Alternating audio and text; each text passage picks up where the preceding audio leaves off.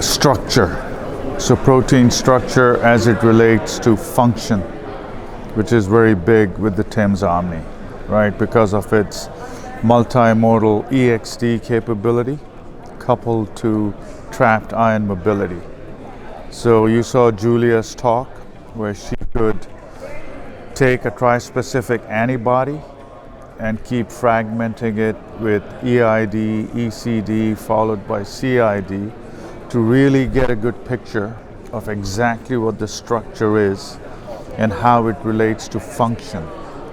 So that's why we are calling it functional proteomics 2.0, because we can look at structure and see how that influences protein function within the cell and how proteins then start interacting with other proteins based on their structure. So that's what TIMS Omni is enabling.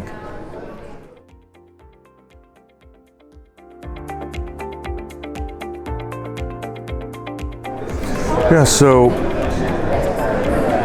big roles, because it's not necessarily producing more data, it's producing cleaner data that the AI can work on. And what we believe is, in the end, it's the human gate that matters, right? So input, output from AI, someone has to make a decision. So if you heard Julia's talk again, or Peter, or Fan Lu, right? AI will take the data, spit out the answer, but a human has to make sure that that's actually relevant to what they're doing. So if you want an actionable insight from what you're doing, in that feedback loop, I think the human gate is what matters.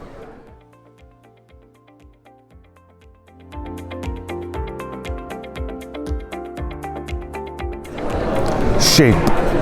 So how molecules, the shape of the molecule, once again structure, influences function. So ion mobility is very good at characterizing shape and filtering molecules based on shape, right? That's the collisional cross section. So that helps separation in the gas phase. Then you can selectively target this specific shape that manifests itself as CCS values, collisional cross sections, right? So like a motorcycle versus a car or a sedan versus a semi-truck. Each one has different air resistance. It's exactly how ion mobility works. And then you separate that, and then you fragment that. So you connect function to structure. That's what it does.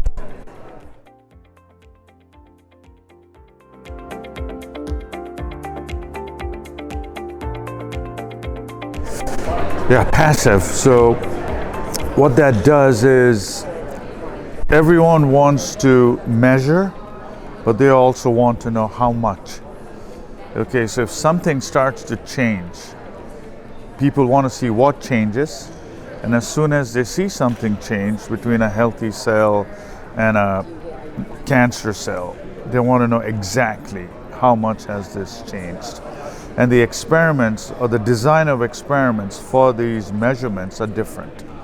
So first you do discovery, which is DR passive, and then if you can take that and put it to a second experiment where you can quantify accurately exactly what's changed, to look at population level studies to automate that experience, is what that software is doing.